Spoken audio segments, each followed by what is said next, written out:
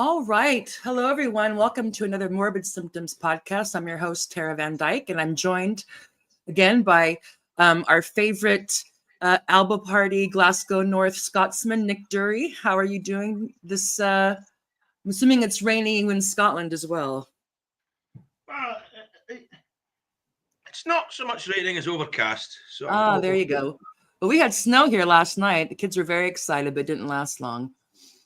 Anyway, so we'll get right to it. I asked Nick to come on because he did a thread a couple days ago responding to the reboot of the so-called grooming gang scandal that I guess maybe for some reason Elon Musk kicked off again because he's decided that he really is concerned about Tony Robinson, who is kind of like what would you call him? He's like a far-right white nationalist kind of agitator in the UK. Is that a fair description of Tony for the moment? I know you'll get more into his interesting past and economic ties.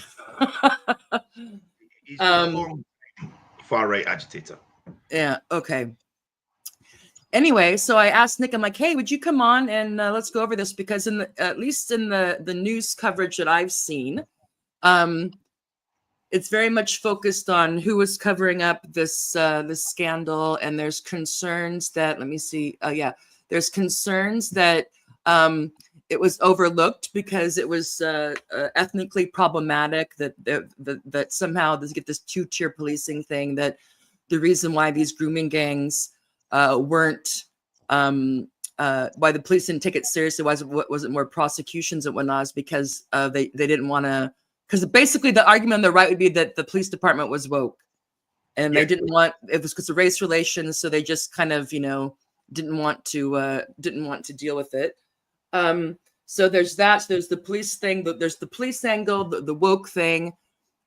There's also, again, this is recharged, this idea that somehow people think that that this type of behavior, this type of scumbag behavior is somehow a product of a religion or an ethnicity. Like these things, unfortunately, don't go on all the time. So there's that angle. And then I think another thing that I wanted to get to bring you on to talk about is how the class issue is hardly ever mentioned. It's particularly when it comes to the victims or the targets of this, if you want to call it this grooming gang, and others that have also can be quite bright white.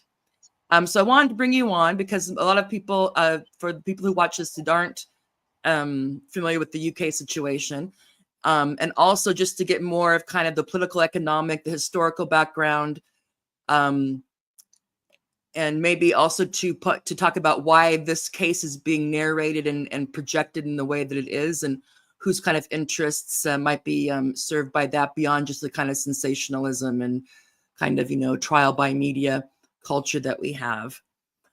So that is what we're going to try to cover today. So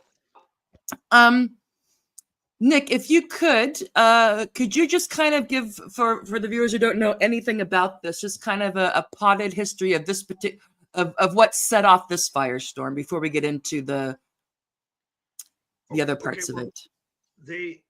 This isn't new. 10 years or so ago, there was an inquiry into the so-called grooming gang scandal in Rochdale. And it was a harrowing inquiry, took testimony from victims, dozens of victims, and charted a period of a long number of years, and gave very specific recommendations on what should be done, almost none of which were implemented. So in April this year, because you're talking about how this got reheated as a hot potato for the media, His Majesty's Inspector of Constabulary and Fire and Rescue Services had a look at 27 cases. Uh-oh, I can't hear you, Nick. Can you hear me?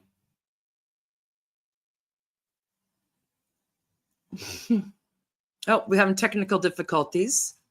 Let's see if he comes back up. If not, we'll give him some time and I'll I'll ad lib here. Okay. So again, he mentioned that there was a Rochdale inquiry. Apparently, there was these gangs were operating in Rochdale, which the fact is George Galloway was is from there. Here's Nick again. Hi. Hi, sorry about that. It seems to be a Wi-Fi issue. Okay, yeah, I can hear you now. So you left off with the Rochdale recommendations, and nothing yes. nothing had happened based on. Yeah, and basically, there was a police inquiry recently.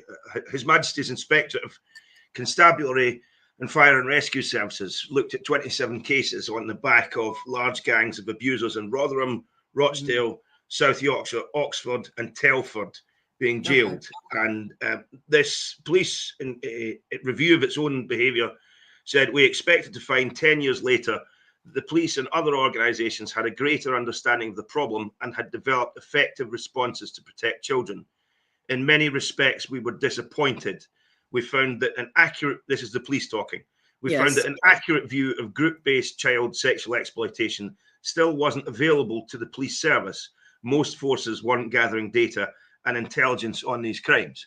So that report was issued in April, and on the back of that, there's been political pressure on the government to have a full government inquiry into the wider situation, which Jess Phillips, who's the minister in charge, rejected. Okay. And that seems to have been the trigger for the latest explosion. And obviously there's new revelations. And what seems to be behind that is Jess Phillips has said that it should be a matter for the local authorities. And what most people are pointing out is to say that local authorities are too riven with corruption and have swept this under the carpet for too long, and they're too heavily implicated. So there's a big question there as to why the government isn't taking action. And this comes on the back of revelations that Sir Keir Starmer, when he was director of public prosecutions, reviewed the likes of Jimmy Savile evidence and Greville Jenner evidence and decided not to press charges. And the files for those cases have recently gone missing. The files for the CPS. So I think the concern from most of the observers is that there are skeletons in the cupboard in terms of the British establishment on these so-called Asian grooming gangs, and because who are they procuring? Who are they prostituting girls for? Yeah, that is that. Okay, so just to recap, so there was this came out. There was an investigation in Rochdale and some other localities. And there was also recommendations for what the local police departments and whatnot could do to improve the situation. And then there was a review of something like that in April, you said, and it turns out that after the issue became obviously much wider than Rochdale. Yeah, and nothing had been done. Nothing had been done. Yeah. And it was all happening across economically depressed towns in Northern England. Okay, so. And then the Labour Party, who's now in power, doesn't want to have a public inquiry, and so this is coming up again. Of course, it also. So, do you think that this would be getting as big a deal if there wasn't the racial and religious element to it? I think that there's a confluence of factors happening. There's the new Trump administration, which I think explains some of Elon Musk's antics, and obviously he's able to hype things because of his power as a media magnate. So the Trump administration is basically griefing its allies in advance of taking power. Trump described Canada as the 51st state. They've been attacking the Indians for their role in Mauritius and the attempted coup in Mauritius. So it seems to be that the new American administration is flexing its muscles, and that might explain why Elon Musk wants to put a lot of pressure on Sir Keir. But there's an element to which there is a huge complicity here. Sakia, as I say, links with the Savile and Janner cases, and I think it's clear with these prostitution rings, which is what they really are. These rings of pimps pimping out working class girls from economically depressed towns and families that were struggling. This has been going on for decades. This is not a new phenomenon, and it's widespread. And these are areas where, the town exists because there used to be a pit or there used to be a steel mill, and it's not there anymore. And so, if you've done any travelling in Northern England, there are a lot of economically depressed towns where there is a big racial divide and historic race riots and things, and a lot of corruption, a lot of drugs. That seems to be, some of the major industries, organised crime in these places. So, is it surprising that drug trafficking and prostitution are big factors in the local economy? And Key Bono, who is it that is paying for these child prostitutes? And you don't need to scratch too far in the British establishment to find very senior figures who are paedophiles. It's unfortunately a huge factor in the development of England's and later Britain's ruling class. Yeah. No, here's just one. Oh, I'm echoing again. I don't know if hopefully I'm on the one can hear it. But you sent me this from the Church of England head Justice Welby, who married Prince Harry and Meghan, had to resign over a pedophile scandal. And so it's kind of last year. Yeah. And like you say, you don't have to go very far. So it's the idea that for some reason, apparently this is just worse, that grooming gangs and prostitution that target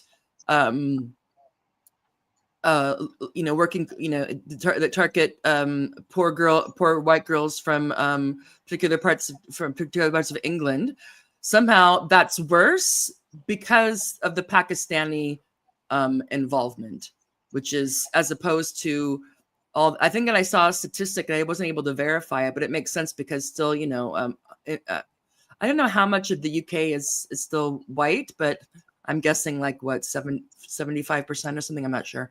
But anyway, but so it makes sense. But there was a statistic that came out that something like based on the data, based on things that are reported, that 81% of sexual assault, pedophilia, all that type of stuff is committed by white British men, which makes sense because so actually they're a bit above their ratio. So I think the gist of that person was saying is that there's not a higher prevalence of these crimes, or apparently if you read off that acceptability of these based on a religious background or ethnic background, but yet that seems to be very much what you would think if you would just base it on the response of people online, including feminists, I must say.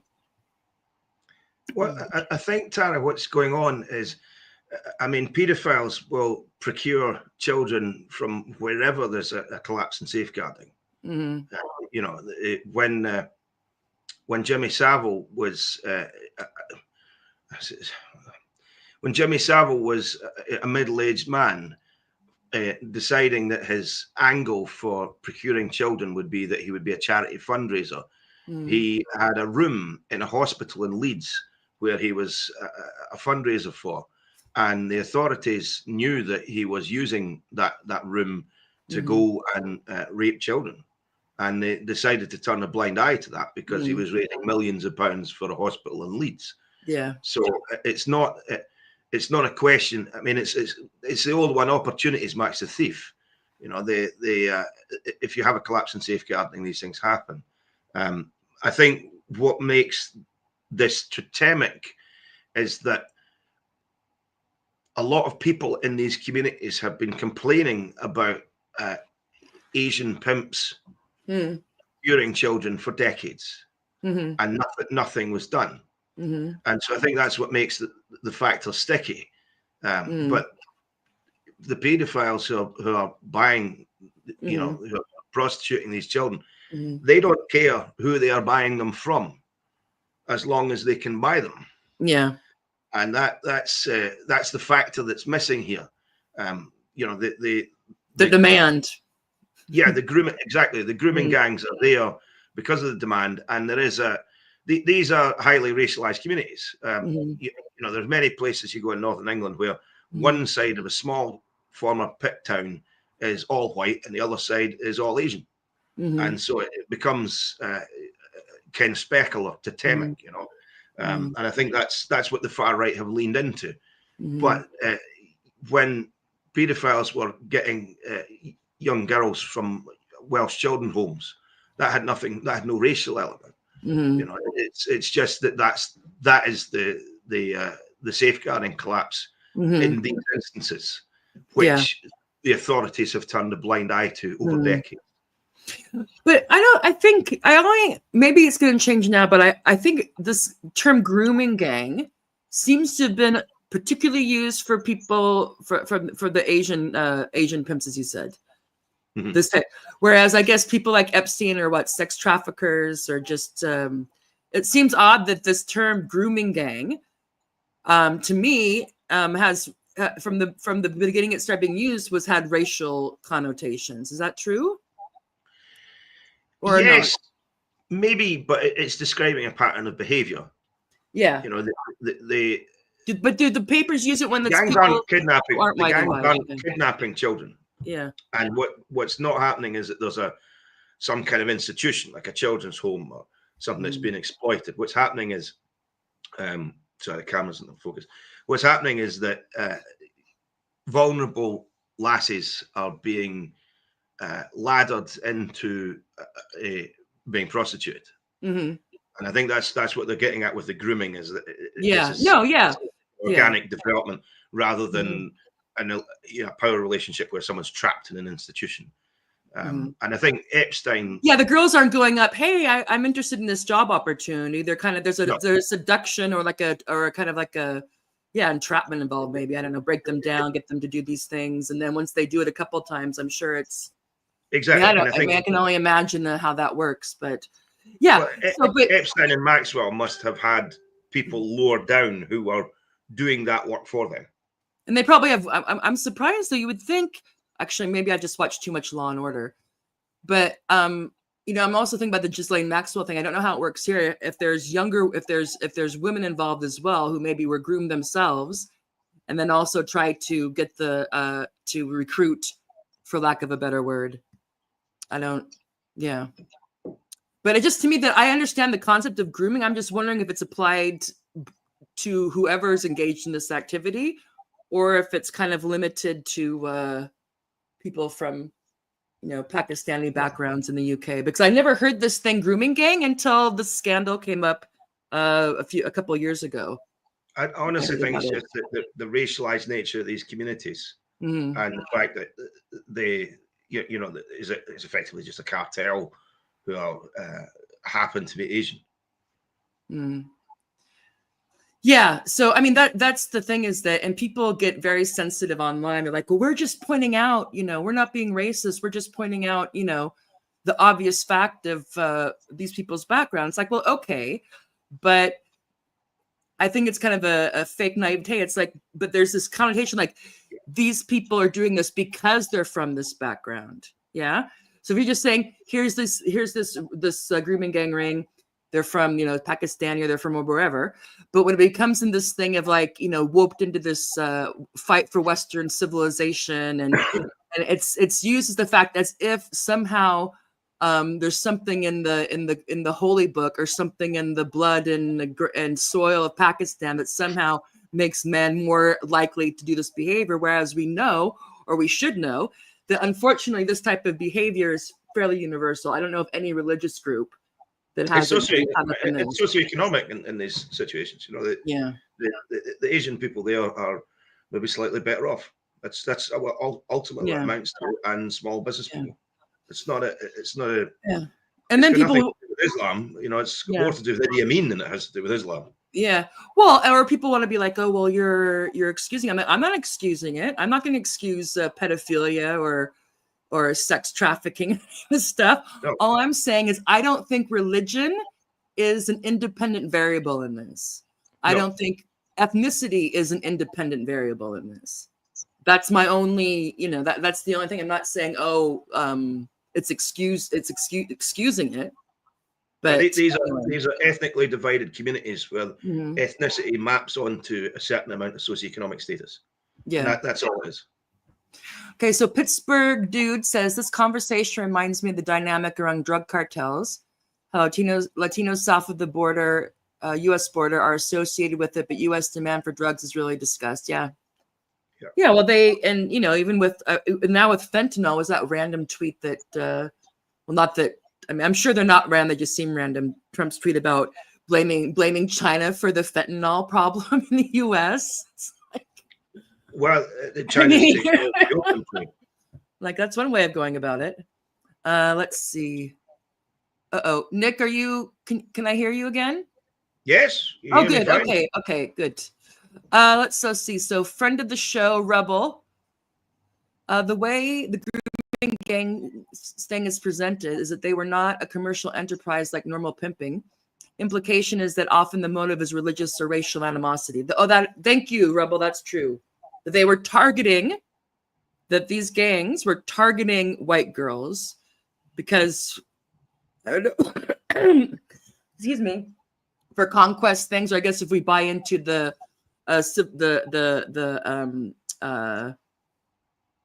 replacement narrative, that's how you undo a culture, is you invade and start doing bad things to the women.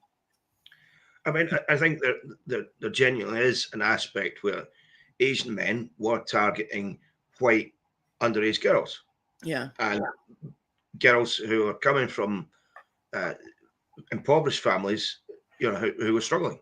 Mm. And it's people are looking at that, and they're looking at the very obvious racial dynamic and not understanding that it is fundamentally an economic dynamic, which both sides have both the Asians and whites in these communities have an ideological framework for what's happening. I think if you ever got a chance to ask some of these pimps, why were you targeting white girls? They might well give you all sorts of, maybe that's what the demand's for. I don't, who knows how sex trafficking works? It seems, I know that there's this sex tourism. So the guys, and mostly guys, sorry guys, we know that it's mostly you. Not the majority of you, but mostly you. Sex tourism. And so then of course they're not going over there. They're not getting white girls. They're getting, the boys or the girls from the area, obviously. But I don't know if it's the reverse here, that somehow if there's a more of a demand for young white women than or girls, they're what's the age of consent in UK? Is it 16 or is it 18? I can't remember. 16. Okay, so these girls were under under Scottish and English law difficult. Okay. So I know I'm from the States, and there it's state by state. So some states is 18, some states is 16, some states are probably like 13. Who knows? That's back in the day. Okay, so let's see. Rebel of Empires. That's why the far right want to call them rape gangs instead of seeing it as prostitution. Yeah.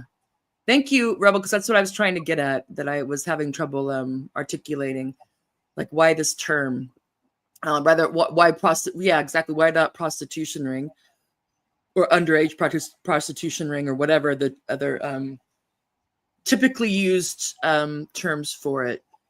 Because white men do prostitution, but only other men do rape gangs. Yeah. I think it's a fair point. Well, I mean, these are just pimps, and they're engaged in human trafficking. Mm-hmm. And the human trafficking clearly goes beyond the likes of Rochdale or Rotherham. And I think, as I say, I think the fact that the government was squeamish about doing a national public inquiry, despite the obvious political pressure to do so, suggests that they know that would or they know, or they don't have a good idea about what's all going to come flying out of the closet, so they don't want to exactly. try to And push the potato down the road when they can blame somebody else. I don't know. I mean, you mentioned Welby scandal earlier, Tara. Now What Welby, scandal? Justin Welby, Welby. yeah, this guy. Let me put him on here. I think it's important, I think, for viewers outside of England to understand that the Church of England is established. It's part of the state. It is the state. In small communities, you can elect people to a church council who govern, small taxation and local public works. So Justin Welby, despite being a prelate, is also a very senior civil servant. And, there's the old joke that you can't get elected to a big position in the Church of England if you believe in God. Now, that might be changing, but there's an element of truth in that. So wherever you go in England, there is a parish priest, and they play the role of something like a locum social worker. They have that pastoral. Yes, but really and truly, they are part of the community, and they try and ease tensions and so on. And that's just spread through England. So the Archbishop had to resign over many decades of covering up paedophile abuse scandals. And there was an ongoing inquiry that the Church of England had sponsored into the issue, which the Church of England the previous year had sacked because it was turning over too many stones. It was doing too good of a job. Yeah. So the leading abuse investigator in that, I think Ms. Navinda, she's called on now the Bishop of York to resign. Now the Bishop of York, Stephen Cotterill, he had previously welcomed Welby's resignation, saying, this draws a line at the matter. It was the right thing to do. And this woman has said that he has to go because of his role in covering up abuse. So it's a English state has many actors in it who are implicated in this. That's just a small portion, but I mean, I always like to go to the top and say, look, this is a monarchy, banana monarchy. So banana monarchy next. Well, is that a Nick Durie original, Banana Monarchy? Well, look, the King Charles had a long association with Jimmy Savile. Jimmy Savile was his publicist. He was a great friend of Sir Nicholas Fairbairn, who was the lover of Esther Ranson, who set up Childline. And Sir Nicholas Fairbairn, as everyone now knows, was a paedophile, extensive paedophile, friends with Sir Cyril Smith, who became a knight of the realm, as proposed by the first presiding officer, Lord David Steele, who had known for decades that Cyril Smith was a paedophile, and proposed him to be knighted. So now I want to let me stop because there's I know there's technical term. Well, maybe because when I think of a pedophile, I think of somebody who is messing around with young kids, like prepubescent or just starting puberty, that type of thing. And then when I think then there's the underage. So so would you consider? Some people would, and I don't have I'm fine with calling someone who's sleeping with a 15-year-old a pedophile, if they're not 16. But is there, so when you say pedophile, do you just mean anybody who's messing around with kids below the age of consent? Or are we talking about like young? I'm not talking about pederasts. Okay. No.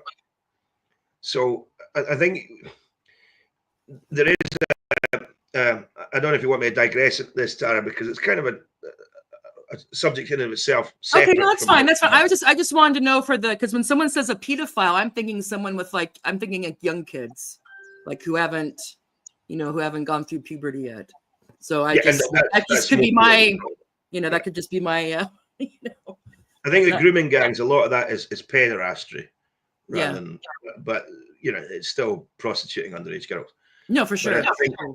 I think we need to understand the boarding school system in the United Kingdom, which is really only for the ruling class. Mm. And it starts with the loss of Anjou and the Wars of the Roses.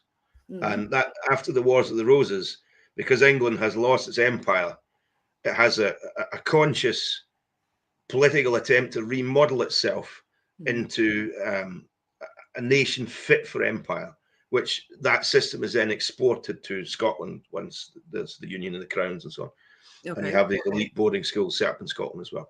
But they consciously styled this system on the Spartan Agoge system.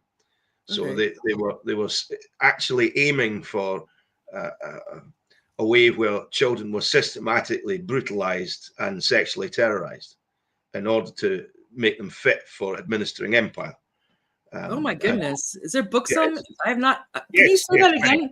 Can you say that again for me? I wasn't expecting So, that kind of cliffhanger. Back from after the Wars of the Roses, when the Tudors emerge as the victors of that 30-year internecine ruling class battle, ultimately stemmed by the loss of England's empire in France, England consciously, ideologically reconstructs itself as a kingdom, whereby they create elite boarding schools for the ruling class to try and systematically brutalize and sexually terrorize ruling class children, modeled on the Spartan Agoge system.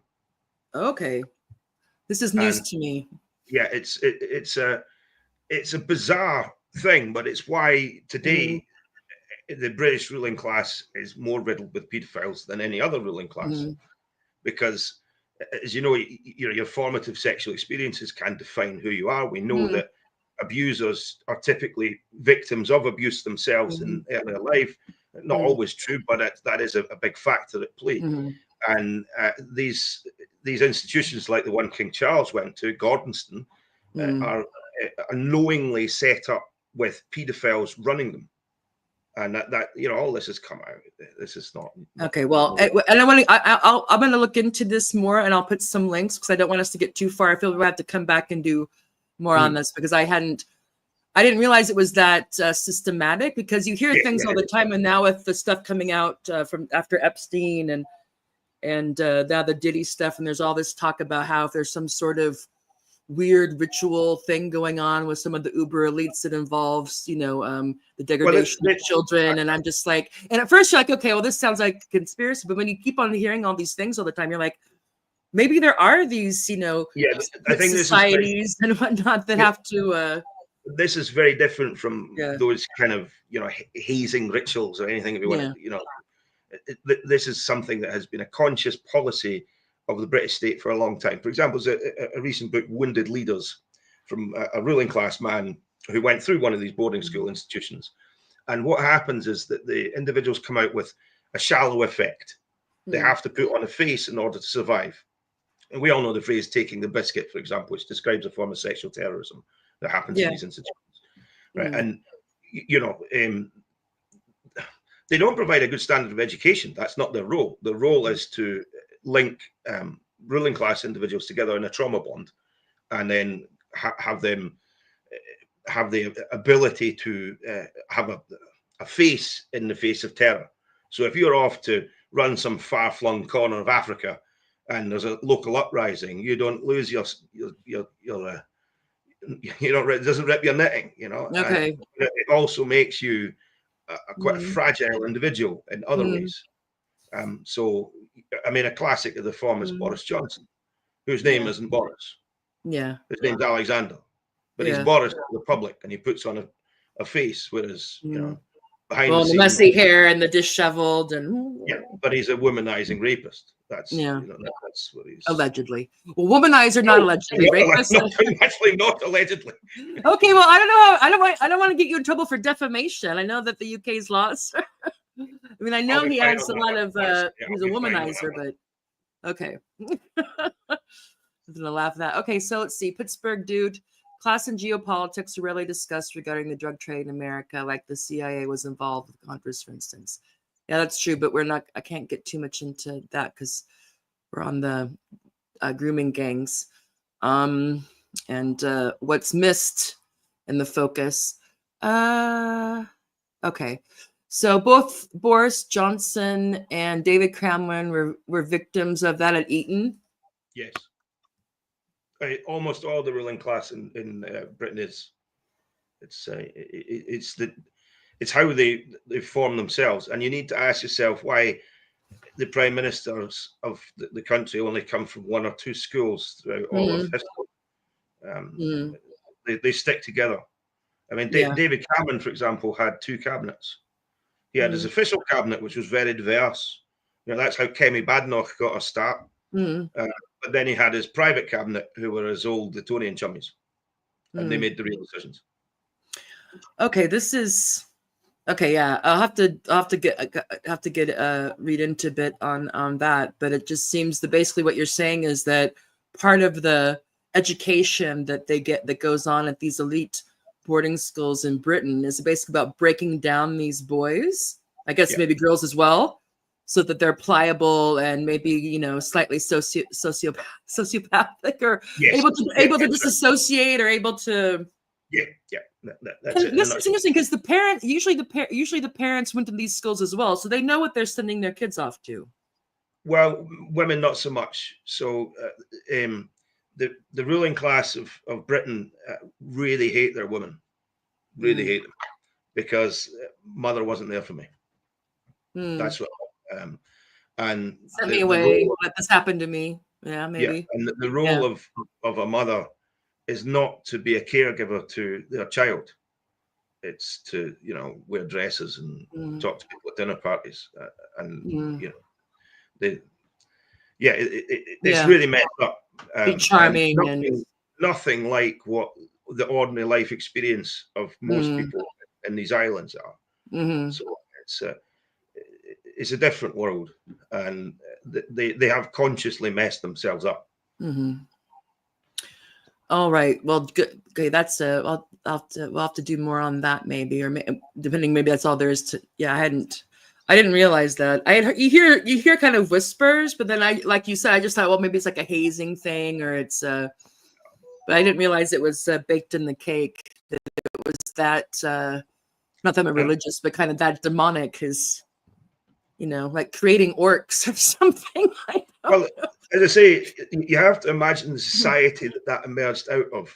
You just had 30 brutal years where most of the ruling class were killed. The most horrendous battle in England, tens of thousands dead in one day, in a society that wasn't, it wasn't like now. It wasn't a capitalist country with millions of people, and it was all over the loss, ultimately, of France. Section of France, and so they had this conscious attempt to remodel themselves as an empire. The Tudors, that was their political project, and this is the result. Yeah. So I wanted to. Here's just some typical stuff that just to give people who aren't aware how it's being kind of chewed on or circulated, especially on X or Twitter. So this is just kind of the response that I get, because how I've been responding when I have to, especially the more people coming at this are saying they're coming at it from a feminist concern or women's rights concern. It's just basically, like I already said, like pointing out that, ethnicities and religions don't set up prostitution rings, groups of individuals do that. And it's, and so this person wrote back, after she wrote this back and then she blocked me. The incontrovertible facts are the origins and religion of the men who repeatedly rape and brutalize white English girls. Again, rape and brutalize, not talking about the prostitution. Specifically because they are white English girls. That is definitely racist. Okay, so she's trying to turn around how it's the grooming gangs are racist. Well, maybe they are. But unfortunately, maybe they probably are, but it doesn't. It doesn't change incontrovertible economic truth of what they're doing. Yeah, that is definitely racist, but unfortunately not a fantasy. The people calling it out are not the racists. See, because people, again, it's my fault because I was using psychoanalytical terms and people hear fantasy and they think you're talking like it's totally a delusion or make-believe, but it's just how it's operating and the kind of, whatever. But again, this idea that it's just these particular groups of men and they're the whole problem and are, it's an old trope. basically. But yeah. And then Diane Murphy. I think she's British. She notified Muslims today that the good Muslims need to speak up. Being silent implies support for the bad Muslim extremists, which implies there aren't good Muslims. It's time. So, I don't think you may be shocked to hear this, that Diane is a big Israel supporter. And I don't think she's talked about. I don't think she's called for the Church of people who are members of the Church of England to speak up, or the Catholic Church to speak up, or atheist whites to speak up. So, well, there's an awful lot to unpack there, isn't there? Yeah. I mean, so the Asian men who are prostituting white English girls and grooming them, are these particularly devout Muslims? Very much doubt it. They don't act like it. Yeah, they're in. They've defaulted. Yeah. Exactly. I mean, these are not actions that are typical of. I mean, she's using Muslim extremists. I mean, look at Syria. They've just appointed a justice minister who I watched 2 films this week where he organised the extrajudicial murder of 2 prostitutes. So there's a Muslim extremist. We can all agree that guy's a Muslim extremist. He was in Al Qaeda, so that's a Muslim extremist. So not someone who has a great deal of tolerance for prostitution. But I mean, the moment you look at this argument, the moment it just falls apart, what that is a classic conflation of things, and obviously it's extremely Orientalist, but it's like it's relying on sort of solipsism, isn't it? Bad Muslims are Muslim extremists, and just. Yeah, no, it's okay. I didn't expect you to. I just was giving it this a flavor of people are so confident. And then Hazel Appleyard, yeah, but she also likes to do the click thing. So she posted this meme, and it says, "Don't be a far right bigot, sweetie." And she's talking. So we have a Muslim-looking man, not particularly Pakistani looking. I mean, he looks more like Taliban. No one in Northern England wandering about like an Islamic sheikh in Arabia. Yeah. Well, and also the mom is handing over that this girl looks, quite young. Don't be a far right bigot, sweetie. And so Hazel Appleyard, she knows who's to blame for this. British liberal white women react to grooming. This is how British white liberal women react to grooming gangs and child marriage. And child marriage is, that's not happening in Britain. No. Anywhere. Yeah. But again, so it's the. But I mean, go ahead. That's a feature of rural backwaters, peasant backwaters. You're not really describing Islam or Asians or anything. You're describing rural backwaters tribes people who are having arranged marriages. Yeah. Which is also to bring in. I've lost sound on you, Tara. Hello? Got you back. Yes. Okay, sorry. I don't know what happened. Okay. Oh, deep state. Anyway. Yeah, it's what to say. It's this thing that, okay, we know she knows what the problem is. So the problem is these grooming gangs, which is code now for Muslims, or I think just anybody, Arab, Pakistani, doesn't matter. It's all one thing.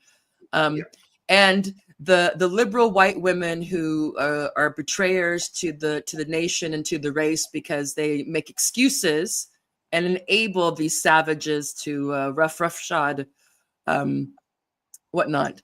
And it's kind of also interesting that I think that the liberal white woman here with the midriff, I mean, that's a pretty sexy. I don't know if that's how we typically walk around. Although I'm not I'm not British or liberal, but I am a white woman. And that girl looks like she's out of Victorian. The daughter looks like she's out of a Victorian novel.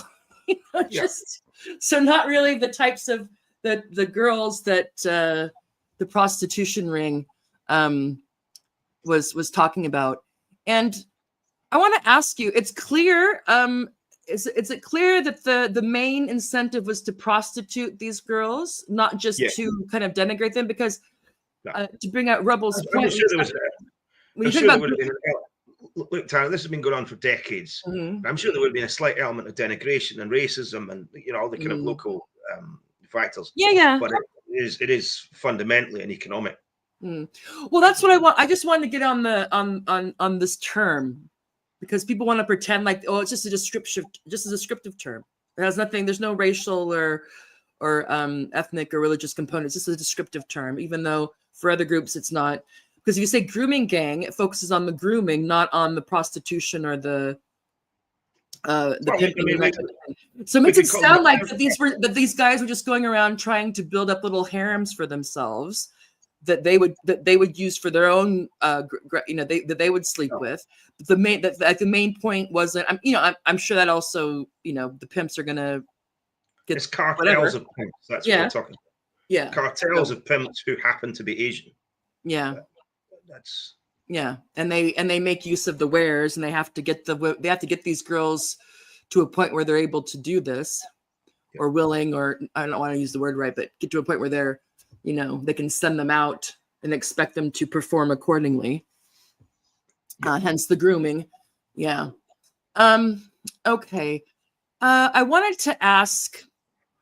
Let's see. I was also chatting with some of my friends online. So let's see that I think that you'd probably be largely agreement, but I blocked out the names because it was a private chat, so I didn't want to put people on blast. So one of the discussions I was having with a group of women online, and one of the responses was, and this is from a person who doesn't live in the UK anymore, but she did for I think 12 years or something. Says the main issue with prosecuting the Pakistani gangs was because of the background of these girls. Majority were working class girls in care of foster homes, seen as white trash and the underbelly of society. They were seen as the bad girls or slags nobody should give a shit about, or were asking for it. Secondly, there was a race cultural background. It was a perfect storm. So this was in response. We were talking about what's going on here. Why is this blowing up again? And so this was one person's understanding. Would you have anything to add? I think that's broadly accurate. I mean, it's more or less what the police said, and when they were interviewing a number of these girls, and that's been a factor in the ongoing scandal. Is I think there was one instance where a girl was being raped by a couple of Pakistani men. I can't forget the instance, but I've read about it a couple of times. And the police attended because the father was found in kicking off, and they arrested the father. So it's it is exactly what you think it is. These are poverty-stricken working class towns that were created to run a pit or do some kind of industrial process that doesn't exist anymore. The wealthier white people don't live there. Well, it's a weekend place to, they'll be working on Crossrail or doing something, white van man. The non-wealthy white people are scratching themselves. And, the Asian population will tend to be small business people. So there's a lot of dysfunction in these communities because they don't have anything to do. And there are places that are riddled with drugs, and there are places that are riddled with dysfunction.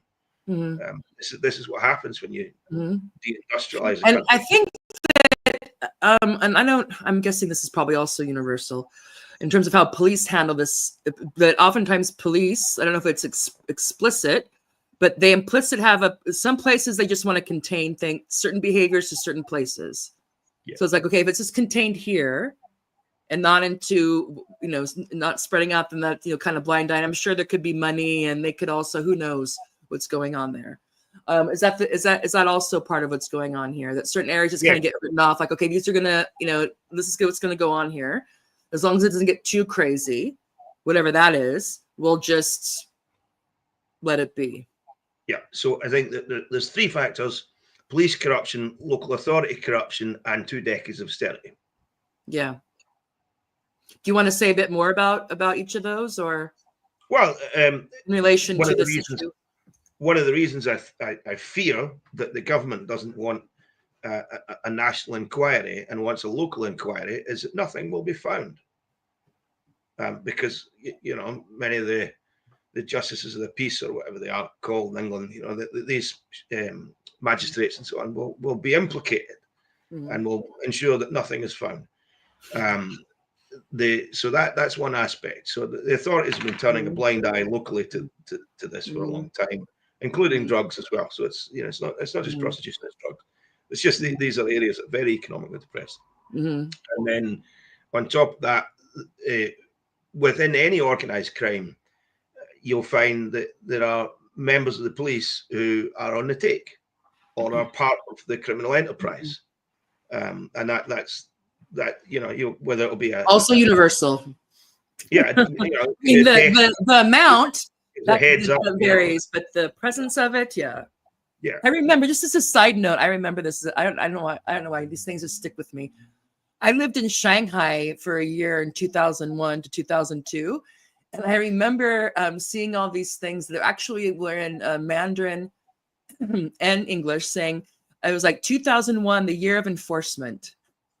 So it was like, we're going to enforce the laws this year.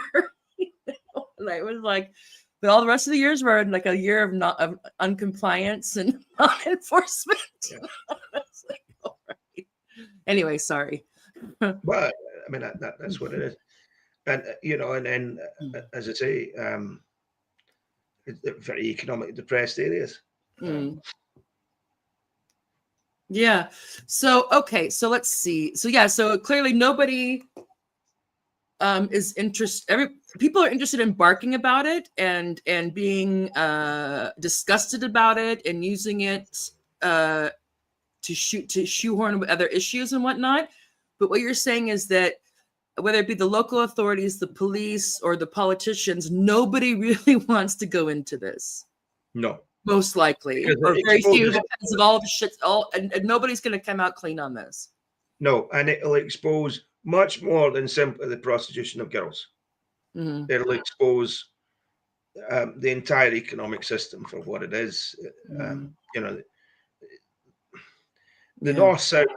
There's a lot you can say, but I mean, obviously, I'm a Scotsman, so I look at it from the outside, and maybe that helps me. But there's an awful lot we can say about the north-south divide in England, and I don't want to get into that, but it is real. And if you look at GDP per capita in the United Kingdom, it's heavily skewed by Scottish oil and whiskey and the London metropolis. But if you look at London, but if you look at GDP per capita for Northern England, it's one of the poorest areas in Western Europe. Yeah, there's not a lot going on. Outside of Manchester and Leeds, there's not a lot going on. All right. So a dingo ate my baby. I can't do. Can I do an Australian accent? A dingo ate your baby? Probably not.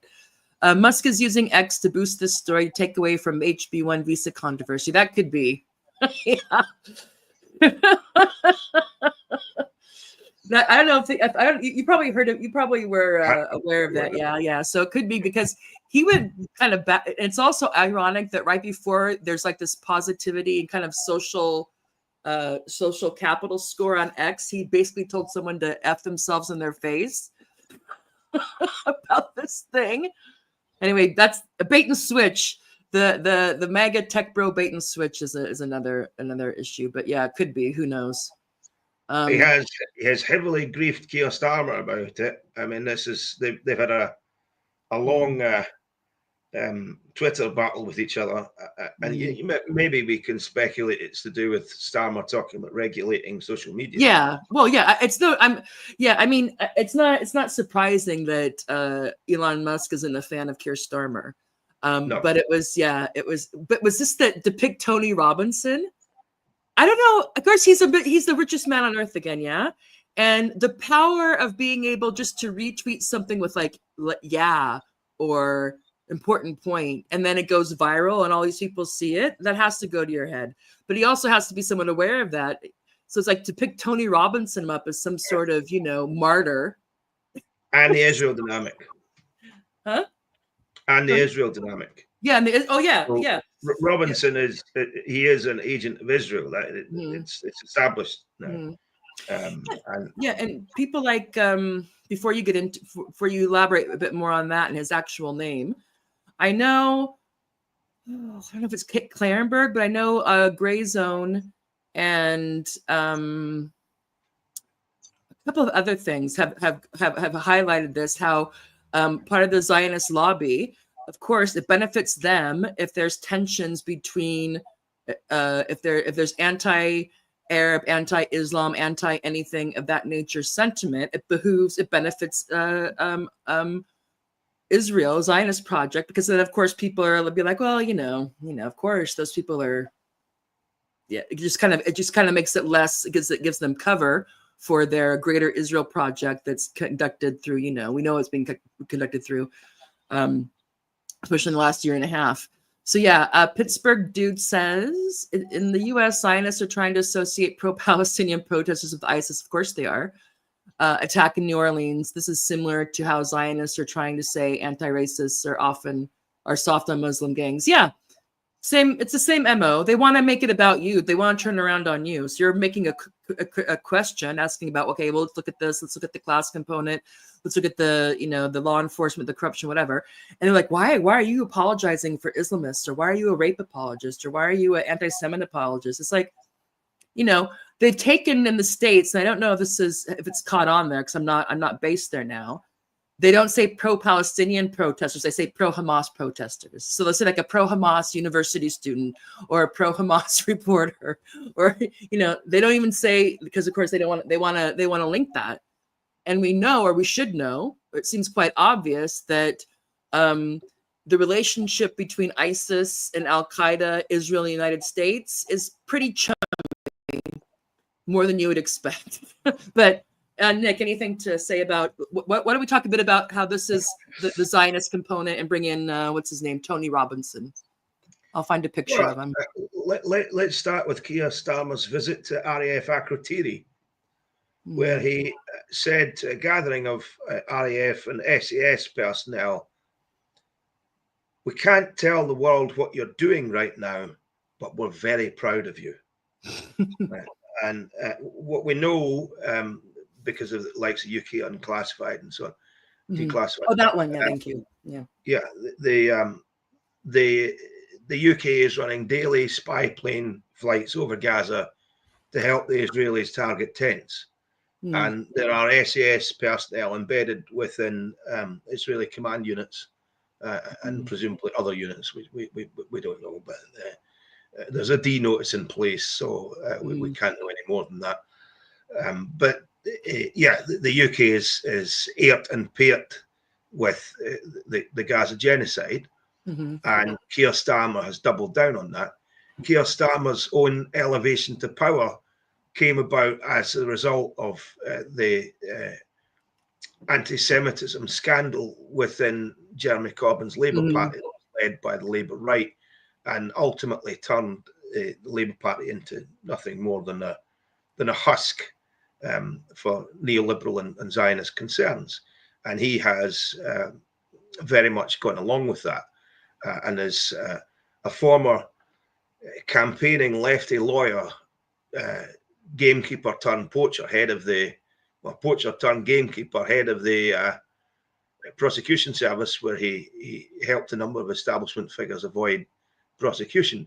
He then becomes elevated to the prime minister. So I cannot help but see Keir Starmer as the securocrat's choice for the United Kingdom. Securocrat. And in that context, we might imagine that he's already a great friend of Israel. There are numerous abuses taking place all the time in Britain about the anti-terrorism laws being used to target pro-Palestine demonstrators and journalists, Mm-hmm. whether it's Richard Medway or Craig Murray or any a host of other people who've been unfairly targeted simply because they reported the truth, or people getting knocks at the door saying remove your flag, otherwise you're a terrorist, all this kind of stuff. Yeah, prescribed organizations. So his government is presiding over that, and then at the same time you have effectively an emissary of the American government saying you're not doing it enough. Free Tommy Robinson, and let's unleash a wave of Orientalist extremism. So it's kind of like a double vice. You have to ask yourself: are these targeting flights over Gaza strictly militarily necessary? Does Israel need us to do that? Probably not. No, we're involved because it looks good for us to be involved. We're part of the gang. We're there supporting the Crusader state, And what's become clear throughout the genocide is that the Five Eyes Securitocrat information sharing program also applies to Israel, and the UK is the leading portion of that. So we're doing a great deal of intelligence sharing. And in many ways, you might say that we're part of the same not the same defense establishment, but the same Securitocrat establishment. And if Keir Starmer is, as I suspect he is, the Securitocrat's choice for running Britain, then, threaten him with Nigel. The king over the water, Nigel might be coming to your seat at the helm. If you're not able to create a climate of racism such that we particularly like it. Robinson is a camera thing. It's got one of these autofocus there. You look good. You look good, Nick. Makes it mysterious. And also, just a side note. Sorry, just a side note. Vicefrad24 is not a reliable source of information. Just want to put that out there. But apparently Elon doesn't care about that.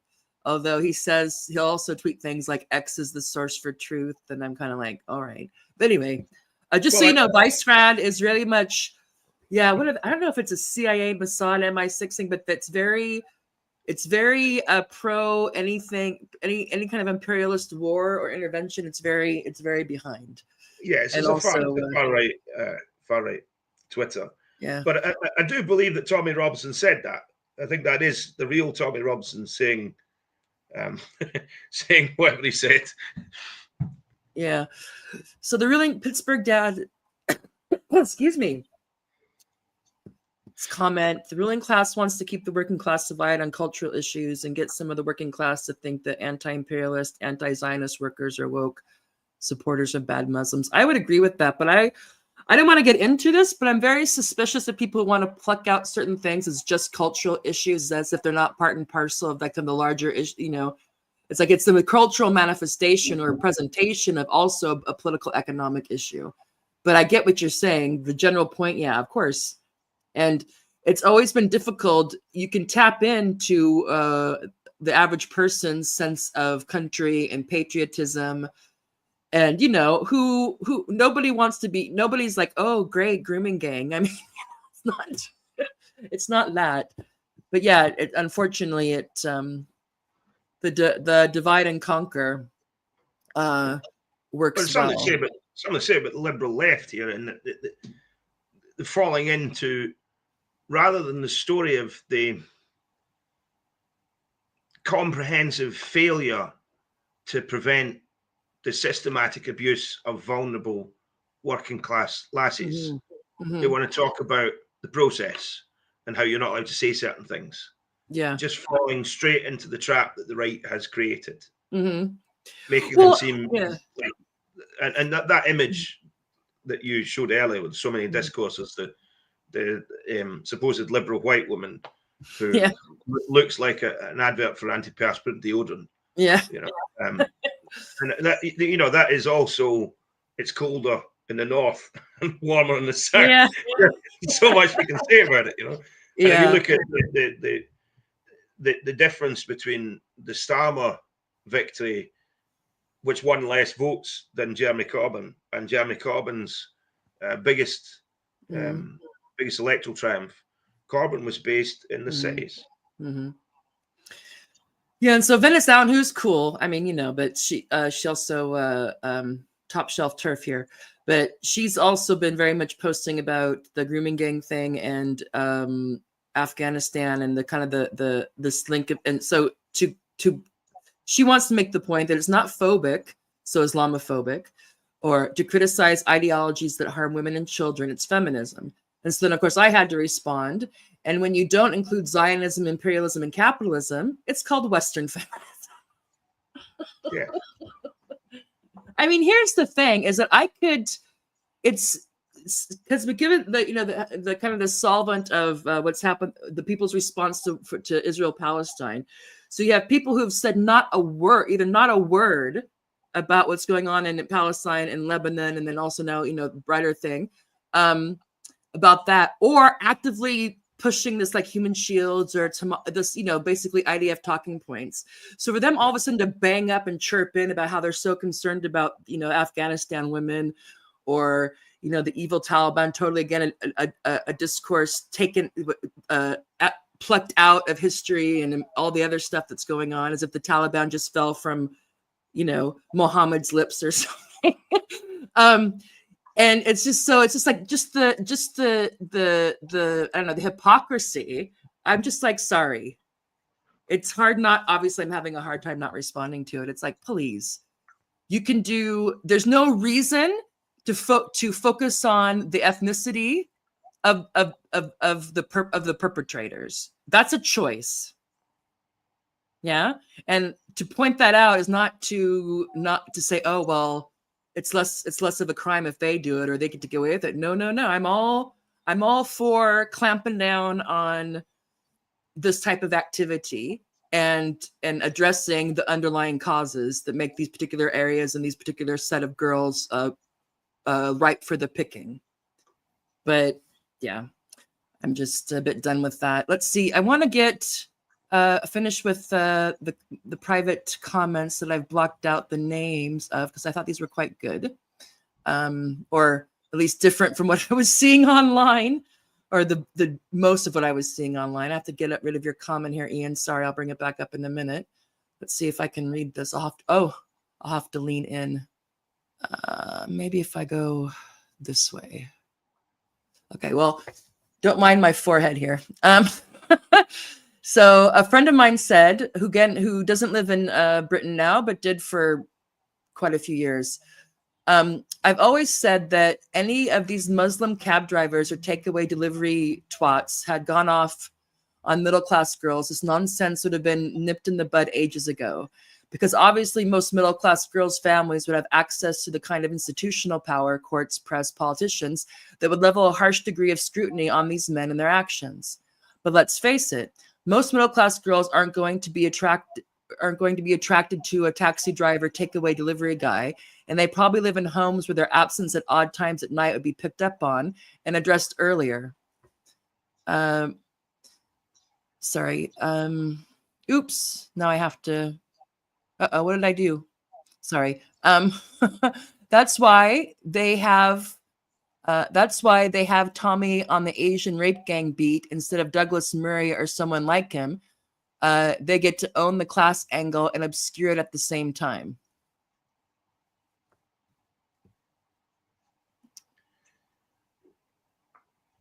Well, I mean, I think I always dislike the concept of privilege. I think it's an obscurantist liberal term. And I know that doesn't use the concept of privilege. We're still talking in those kind of terms. Yeah, white privilege. Yeah. Yeah, I think the or middle class privilege. There's obviously a class element to what the right are trying to do. We know that the modern day left, you might call it, in England, is dominated by middle class concerns, whether that be around, for example, pursuing regulation of the private rental sector rather than the expansion of social housing, or or whichever way you cut the cake. And we also know that the inevitable walking into the trap of let's talk about the process and let's talk about how you're not allowed to say certain things rather than address the fact that there's economically impoverished areas in Northern England where girls are being exploited. Yeah. So there would be a totally different conversation. An important conversation. Be like, let's look at why this is happening where it is. Yes, exactly. As opposed to what is the nationality of the guys involved in this, or even ethnicity. Sorry, the middle class or working class. I think the point the economic geography of grooming gangs. England is a very economically divided society. Scotland has its problems, but it doesn't have quite the same pattern of very uneven development. You have all these places that only exist because there used to be a mine there, and now there's nothing. And the people they can't get out, and they don't have enough, and so they just kind of deteriorate. Well, they can go to Manchester or Leeds or London, or maybe expensive. Birmingham. Even more expensive.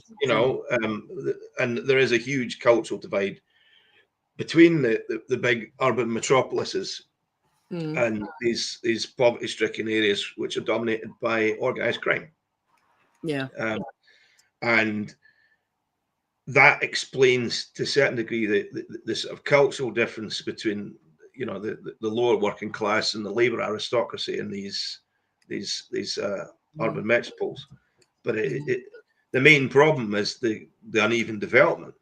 If these towns had trade union power and job control and family wages, nothing like this would be happening. Yeah, very rare, much rarer. So that's the thing. I wonder if I could get a grant for that. If I put in a research grant for looking at the economic geography of I could call it grooming gangs, if the or whatever. See if that would be interesting. I'm sure everyone would be very forthcoming with me at the local authorities and whatnot. But anyway, it's not about me. So one more thing. Let's see before we get on to Alexander's comment. So here's one thing, last thing from the group chat I was having with I think there's like 10 or 9 of us ladies who are both against gender ideology and genocide. So we call ourselves tags, TERFs against genocide. Anyway, side note. There's something going on. A rare confluence. Yeah, that's why there's there's like 10 of us in the group. So you have to. It's kind of I mean, we're politically somewhat diverse, but it's like there's certain things that there's certain overlap, but enough non-overlap to make it interesting from time to time. There's something going on with Tommy Robinson. That's what set this off again, right? It's how Elston and KJK, who's Kelly Jane Keane, who attacked Ream for sharing. Okay, this is some inside turf politics. So Elston, and Kelly J. Keane, who attacked Ream for sharing Julie Bindle's article that is completely incontrovertible and uncontroversial, except that it makes a stab at the far right. This is a great line from a friend. There's some politically inspired corralling of the human cattle going on here. Well, I think that's true. I mean, if we suppose that, Keir Starmer won the landslide because of Nigel Farage. Farage didn't get his peerage or whatever he wanted from the Tories, so he decided to stand his pop-up party everywhere the Tories had a marginal seat. And so, despite their vote share being reduced, Labour won this supposed landslide. And when you add the Reform vote and the Tory vote together, it's clear it's far, far greater than Keir Starmer's vote. Yeah. And Starmer has done everything in his power to appease securocrats and neoliberal interests, and thereby alienated all of this potential vote. And it looks very credible that we could have in the next election a Farage prime minister, and so corralling the feminist vote into a kind of culture war right wing narrative is helpful. I don't know if that's what Musk is doing, or what Well, he might be thinking, look what we did in the United States. The votes, the people we encouraged either to deflate the other side's vote or increase their vote, and then of course once they win, they can then it's kind of a bit of a bait and switch. Yeah, they're trying to do the same thing over here. I mean, the UK is an American vassal state, but it is a small independent empire in its own right. So why does he care? He doesn't have huge industrial investments here. So I see it more in, well, look, there's two ways of framing it. Either they want Nige to win the next election, which that Trump might want an international neoliberal right coalition, or he might want a golf course and a hotel. And if he gets the former and helps the latter, or maybe it's just he doesn't like the bad things, the mean things that people are saying about him, like David Lammy and whatnot. And maybe, it's hard to know, because sometimes, even though Musk and this is not really, well, it's only an issue because of his his money and the means of communication that he controls. Is that I don't know how much he holds a grudge. Who knows? Someone said something to him, pissed him off. I don't know now, and he's only feeling quite emboldened now that he's at the moment Trump's right-hand guy. So who knows? It's all speculation. But I want to get through some of the comments here. So Ian Foster said Stallmer is an establishment plant, never remotely left. He was an invited member of the Trilateral Commission. Only solid imperialists get to join that organization. So if you want to respond to this, and if you know a bit about the Trilateral Commission, that might be nice to give a couple of sentences on, because I know that he's associated with that, and it's something, intelligence-y, like, I don't know. But anyway. I actually don't know about it. So okay. Hands up, I hadn't heard of that. All I can say is read between the lines. Keir Starmer was a lefty lawyer. He really helped out with the McLibel trial, which is the longest running libel trial in English history, and he was a friend to the two narcos who were involved in that, and then suddenly becomes head of prosecutions in England. That is not a regular career progression. And then as head of director of public prosecutions, he decides not to prosecute Jimmy Savile, despite everyone knowing he was a paedophile, and Gravel Jenner, likewise, and now those files have gone missing, and then he becomes prime minister through what looks very much like an intelligence-led operation by the UK and Israel to undermine Jeremy Corbyn. And now he is presiding over the UK's very unpopular and unnecessary involvement in Israel's genocide in Gaza. So there's things that you can't say categorically, but I think that he is the Securocrat's choice, and I think that he is a very compromised individual. You can see that by this whole brouhaha, the fact that the government is refusing a national inquiry. It is not wholly unrelated to the loss of the papers for the prosecutions department in relation to Savile and Janner when he was in charge. So I think that he is very much an establishment man, but also very much the choice of Securocrats. And I would note, and I'm saying this in passing, that he backed the assisted dying bill on the basis of saying that he'd made a promise to Esther Ranson. and we mentioned, I forget the fellow's name again, so Nicholas Fairbairn, who was Esther Ranson's partner. Yeah. And later turned out he was a paedophile. So just draw the Can't conclusion. take a stick without hitting a pedophile in this place. My God. What is it, LA? All I can say is that I think that Sarkia is very heavily compromised. Well, our friend of the show, Alexander McKay, would say you don't get to be in a top position in the British state unless you are controllable or like a safer bet. So either he's compromised or compromisable, which is probably why they couldn't take the risk on Jeremy Corbyn getting into the top seat. So they had to kneecap him some other way. And all Corbyn proposed was a moderate social democracy. Basically, returned to the 1980s. Well, and even that's not the same thing with Sanders. It's like it wasn't anything particularly radical. No. But even that was like, have to demonize it. Anyway, on that note, bad Vlad Putin asked, okay, so if there's a far right, so it's clear who the far right is or fairly clear in the UK, I guess because it could be anywhere in the West. Who was the far left? Well, that is really Look with this. That's a question of the Overton window.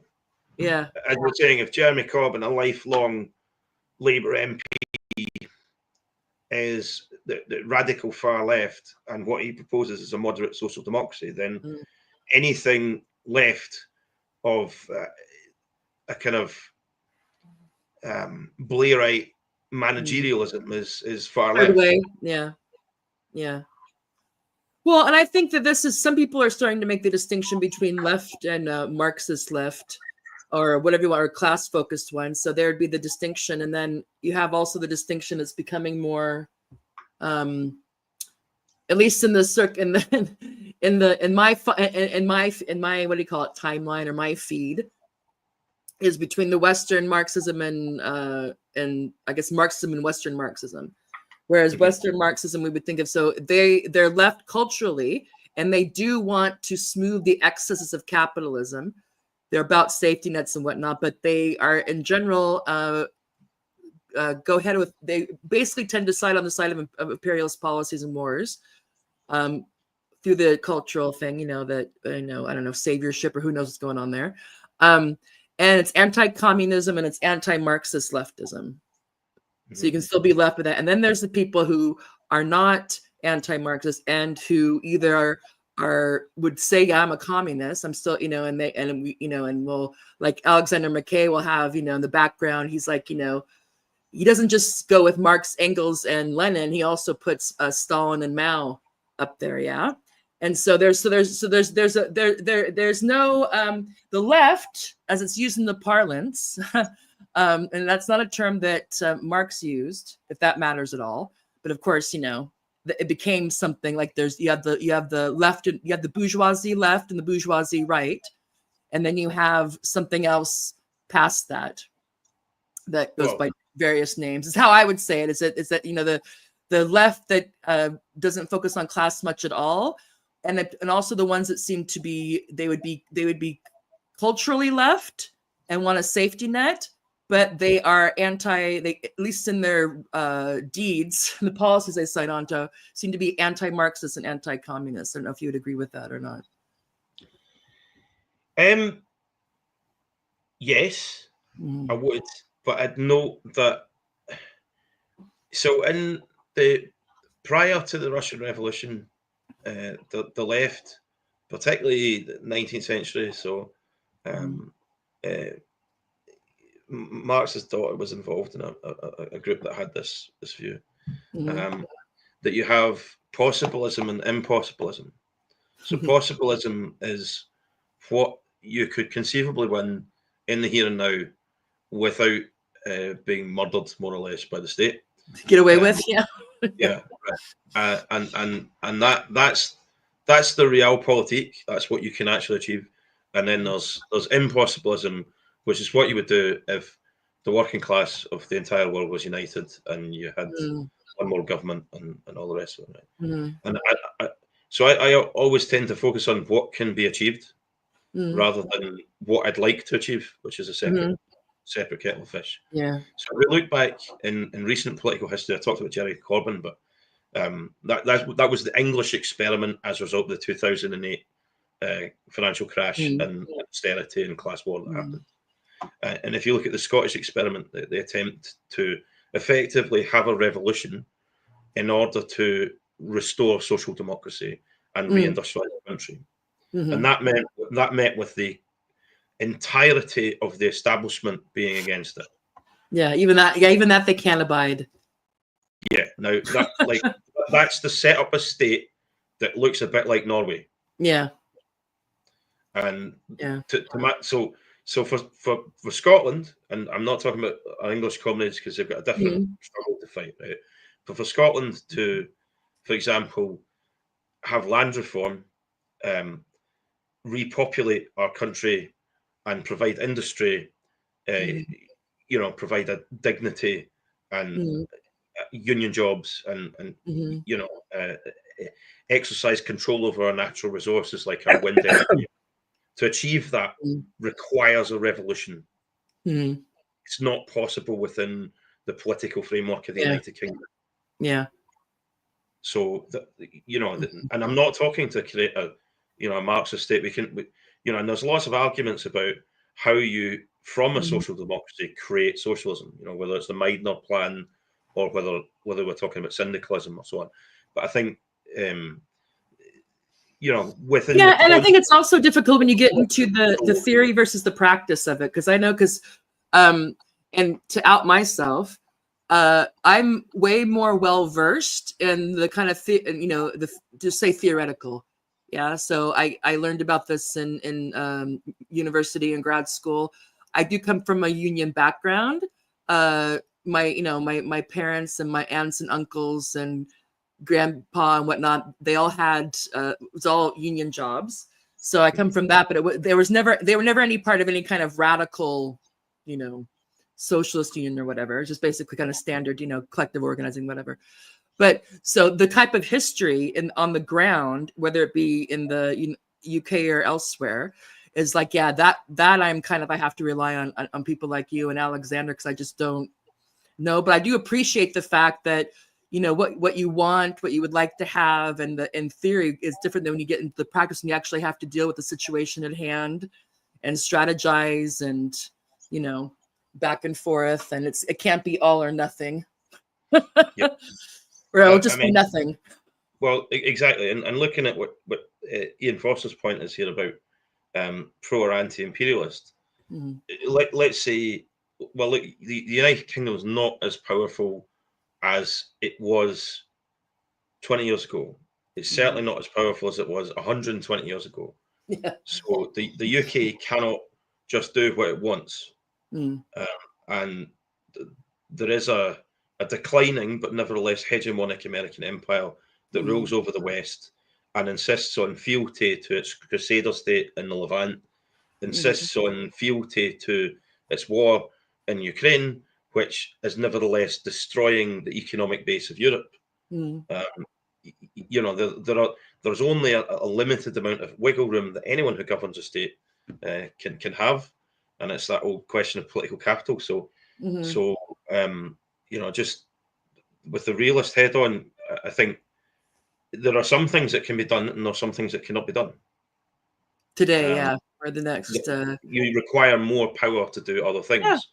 The short term and long term, and If the EU was one to a position of independent nationalism, which it isn't, it's very much decided that it's going to chuck its lot in with NATO. But if it had decided that the EU had become a military alliance that was separate from the USA, then, for example, there could be coherent talks with BRICS and so on. But just the geopolitics doesn't align. And certainly, if it would go back to the concept of a state of Scotland, a state of Scotland would not necessarily be able to do all the things I would like it to do. But it's still unfortunately, we can't have you be our benevolent dictator, Nick. Well, even if it were, there's external constraints and internal constraints and all kinds of stuff. Yeah, so unfortunately, we can't just get everybody to bend the way we want them to, or we can't you can't know ahead of time all the various that is why, roadblocks that pop up. from my perspective, that's why if we want to see a socialist Europe, we actually need to win that argument. And I don't mean in terms of the politics. We need to concretely win that argument on the ground in most states in Europe, and then win a support for that. Mm-hmm. Okay, so let's see. Speaking of, I have one more thing. Oh, two more things. Let's see, and then we'll wrap up. This is another a chat that you're also a part of. I'm going to put up his comment if I can get it up here. I think he'd be okay if I said his name, but since I didn't ask him, I'm not going to. Since he does talk about his dad, so I'm not gonna do that. Oh, go away, comment. Love you, Ian, but I want your comment to go. All right. So again, this is on this topic, and we were having a group chat on on how this is being characterized and what's being missed. And this is one response from an unnamed man who lives, born and raised in the UK. My old man was a copper, so cop for those not in this UK, for 27 years. And he told me about this stuff was going on back in the 1960s and 1980s. Excuse me. It was mainly centered on the children's homes back then and was done by gangs of predators, many of whom had connection to local power brokers. So MPs, councillors, senior coppers, etc. These men would mostly be white guys, as that's the predominant demographic of the area I grew up in. A few miles up the road, there were more perverted Asian guys doing it as Oldham. Yeah, Oldham. It was more of a mixed population. The reason why both the white and Asian scumbags get away with abusing disturbed teenagers is because the authorities don't give a shit about the victims, as they are mainly from the most poverty-stricken section of the working class. So this goes along with what your assessment was. My dad and his fellow officers were told to give the men a warning if they were caught, but not more than that. The senior officers either didn't give a shit or were complicit in it. It is again a question of class and power, which the racists are manipulating. Yeah. So by racist, he's referring to Tommy Robinson and Absolutely. Yeah. I mean, it's the old question: to whom do you account? Mm-hmm. And the police account to higher authorities. Mm-hmm. They can be sacked by senior civil servants and senior members of parliament. Mm-hmm. So and if those people are part of the paedophile ring, then there's no chance. Or if they have friends who are can get kind of slow walked. I'm sure they have all kinds of terms for it. Slow walked or not a credible witness, or. And as I say, for historical reasons, Britain has a very heavy preponderance of them. Such that, for example, the American ruling class, and we've mentioned Epstein and so on in the attempt to get compromise on individuals there. Mm-hmm.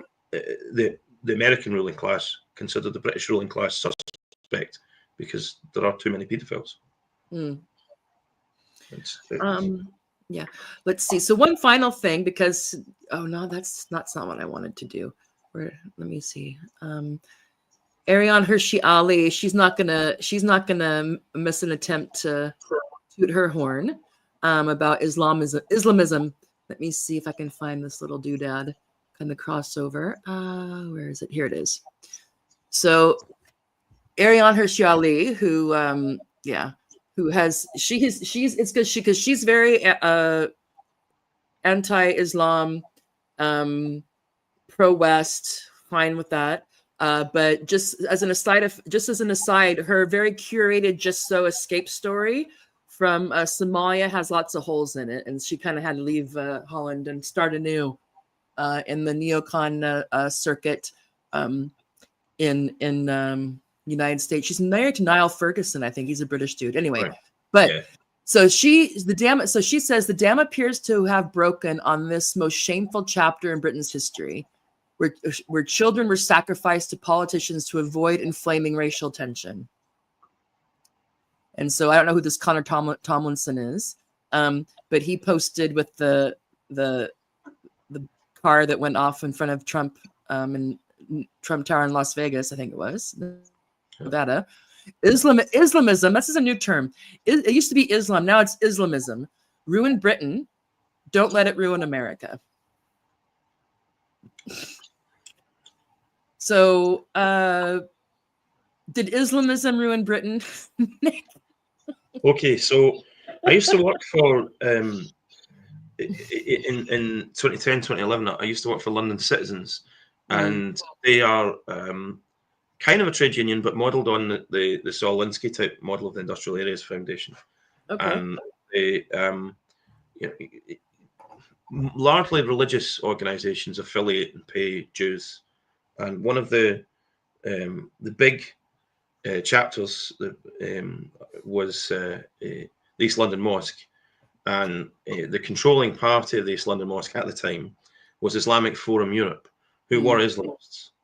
And when I was attempting to get turnout for events, their big rival in Tower Hamlets was the Cathedral Church. I forget the name of it, St. John's or something. Anyway, but the Cathedral Church was allied to Holy Trinity Brompton Church, which is the main evangelical movement in England, who are slowly taking over the Church of England. So whenever we want to turn out, we would say to both sides, oh, the Cathedral Church is sending loads of people to this, so Islamic Forum Europe would have to send loads of people to that.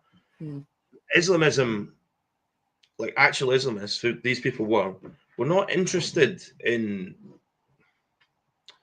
this kind of culture war agenda. Their agenda was to slowly rise up through the institutions.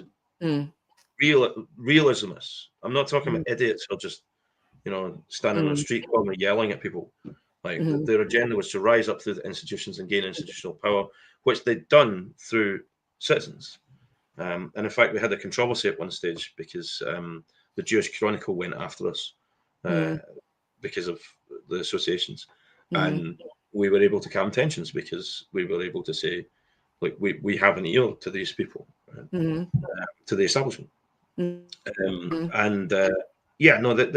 this is just it's havers. It's complete havers. It's utter nonsense. But it certainly works. And I want to ask you, because I'm only in my little neck of the woods, but I have a couple of people who have asked me who from both Holland and the United States, like, what seems like the UK is about to explode. What's going on? But of course, you get a certain feed, and you think that that's going on everywhere at the same intensity. But what's your read? Do you think that? Do you think that just could be a bad, like, let's say there's another incident where someone from who's a Muslim or looks like they are, who's just not white from that for his background. Do you think that would be enough to really spark this off again? Or do you think this is mainly a social media brouhaha?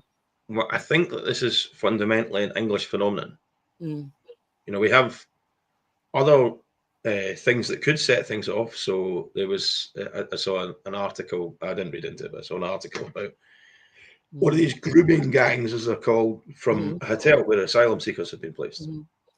So, for example, to take a Scottish example of far-right agitation, at the Erskine, there was a asylum seeker dispersal hotel, and one of the fascist organisations has been attempting to get the local population against the people who have no option but to be there. But equally, there are associated crimes with these dispersal hotels, because you've got a lot of young men who can't work, and they're effectively in a dorm with nothing to do. So that's happening across the board. But no, I think Northern England is prone to race riots. There have been a number in my lifetime, and it's down to the spatial characteristics of these towns. You have one half of a town is white and another half is Asian, and they're not mixed communities. And so those You know, tensions happen. it's easy to frame things in those terms. I mean, you know, and it's not yeah. But it's ultimately down to the fact that they're economically depressed areas, and England's a very unequal country, and prone to riots. Scotland much less so. You know, I think if I was to focus on anything positive from this, I would say the problem is that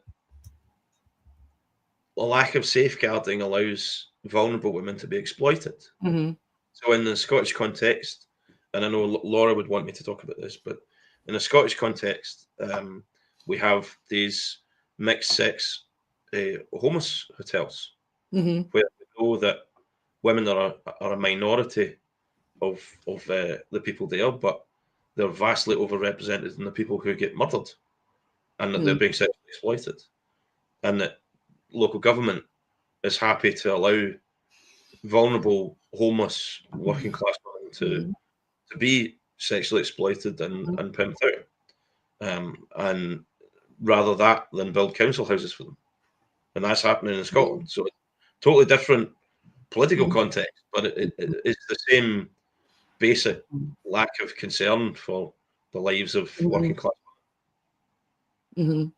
Well, and yeah, no, and that's an excellent point. Is that of course, you know, prosecuting and kind of, you know, disbanding these whatever you want to call them, grooming, prostitution rings, etc., and hopefully also not just getting at the street level actors, but who's buying these girls. Is one thing, but then that's fine, but that could give these girls some justice, but it's not going to take care of their political economic situation or the ones that are coming up now. But again, like you said, it's just like, it seems like the, you know, in terms of the ABCs, it's like most people on either side will be willing to do most, you know, especially from the center left, I guess from the Labour onwards to the right, but build more council housing and look at what's going on in these neighborhoods that makes these girls more ripe for the picking. That you don't hear about, but you'll hear all about Islamism and two-tier policing, and, you know, how somehow, you know, Muslims, whether regardless of where they come from, are somehow more prone to this behavior than other men, which is bullshit. And you know, unfortunately there's people who pimp out and buy and exploit and rape girls, and that's a universal. I'm not saying the number doesn't go up and down, of course, because it's not, you know, it's not an independent variable. It's a dependent variable, I would say, to get analytical. It certainly has nothing to do with extremist Islam. No. You know, I mentioned the Al Qaeda example, the new head of justice. I forget the guy's name, but the head of justice in the Syrian Bantustan that the Israelis and Turks and Americans have created. That he's responsible for extrajudicial murders of prostitutes. And it's just so hilarious. It's like Schrodinger's radical Islamists. So either they are totally crazily puritanical and want to, you know, like cover the woman and keep her hidden, or they're rabid sex beasts. It's like, well, they have to be one. You can have that spectrum, but it's hard to lay that on Islam. No. But anyway, but people will. I mean, obviously it works. Unfortunately. Okay, so we've been going almost 2 hours. Thank you so much, Nick. This has been great. I appreciate you coming on, and you just, you know, and you have a knack for it, I think. So if you want to get into the podcast thing, yeah. Well, but anyway, I'm fine with having you be. Happy to call the crack. Yeah, if I'd be a regular. Let's see. So to wrap this up, let me bring back the. Let's see. What are the main? So if someone's just stumbling upon this and thinking like, "What the heck's going on in the UK and what's with Elon Musk?" What would be like then the three things you would want to add? Just kind of 3 points that you would want to make to kind of just highlight the main things that you brought up today. Well, a lack of safeguarding and the exploitation of working class girls is not new, not confined to Northern England. I mentioned there what's happening in homeless hotels in Scotland, and the racial dynamics of these Northern English towns are specific and historical, and they're not. That's not the driving force here. The driving force here is that there are lots of paedophiles who want to procure children, and there is historic reasons for that among primarily the British ruling class and the way that they educate their children, and the way in which that inculcates paedophilia into the top of their society. And we need systemic social change if we want to address these things. Great. Yeah. Well, not that that's great, but thank you for the wrap up. Yeah, I can say that the thing that was the most new to me was this idea about how this is institutionalized at these elite boarding schools. So that that's kind of that which adds to the fact that one of the reasons why it's convenient for those who are implicated for this to be characterized in racial terms only is because a lot of these guys who make use of these girls are not the same people who were quote unquote grooming them. Very precisely. There are people who don't live in these communities, who live far away from these communities. There are judges, magistrates, senior police officers, senior civil servants, MPs. They're the ruling class, the ruling elite primarily. Which makes me wonder. I mean, I can imagine that the girls that were involved in this don't want to relive it, but it seems like this would be like an expose in the making.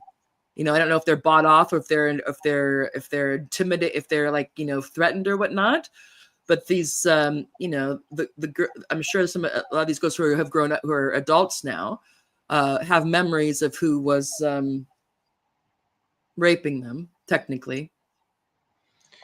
Well, I mean, it's even whether or not they because people also want to make this issue. Well, they agreed. These girls agreed to do this, so it's a bit of and it's like, well, if you're 15, 16 down the line, it's like even if they're not putting up a fight, it's hard to make it be like, well, it was consensual grooming. It's like, well, the only thing I'd note, Tara, is a huge preponderance of those that seem to speak out die, kill themselves, and they will find that wherever they go, there will be people who don't want to hear what they have to say. No, for sure. No one wants. Yeah, very powerful people who would rather they didn't say anything. Yeah.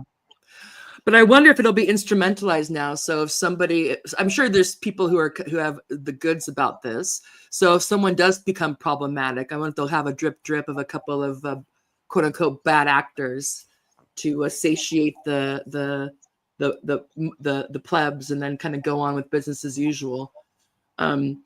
Anyway, so yeah, that was a shock. I didn't realize that. So thank you for bringing that into it. We'll have to follow up on that later. And also, of course, I agree that that if you were to do an economic geography of this and to center the story about where this is occurring, where the girls who are being groomed for these prostitution rings, where they're at, and what has happened to those areas over the last 20, 30, 40 years, and also people are saying this has been going on, you know. Grooming girls for prostitution didn't just start in Rochdale. So this is a long-term thing. All right, everybody, please do follow Nick on Twitter. He's at Nick Durie _Alba. He's a good follow. He's a new entrant to Twitter, and he's not just tweeting, you know, shit memes or pictures of cars. He actually is an informative person to follow. So do follow him. And thank you very much. Is there anything you want to plug or say, or any kind of event or political thing? Not just now, although perhaps in the next few weeks. Okay. Well, let me know when you do. Okay. Thank you very much, Nick. Say hello, my best to your lovely wife, and we'll see you next time. Many thanks, Tara, and cheerio, everyone. Bye. All right. So that was Nick Durie. He ran for Glasgow North MP in the last election with the Alba Party. We've been talking about race to culture, but never class to geopolitics. So how in terms of the current grooming gang scandal, there's a lot of focus on race where people will use culture to avoid using the racial term, although it's the same kind of comments that would be made. So the race to culture, but not class and geopolitics behind how this is being framed, by who, for what purposes, why now, in the manner that it is. And so I'll leave it there. Please do like and subscribe or share the stream. We are on, what are we on? X, Rumble, and YouTube. Thank you very much, and I will see you next time. Take care, everyone. I'm sorry. Happy New Year. My God, 2025. What will this year bring? Hopefully something to hang our hat on. Bye, everyone.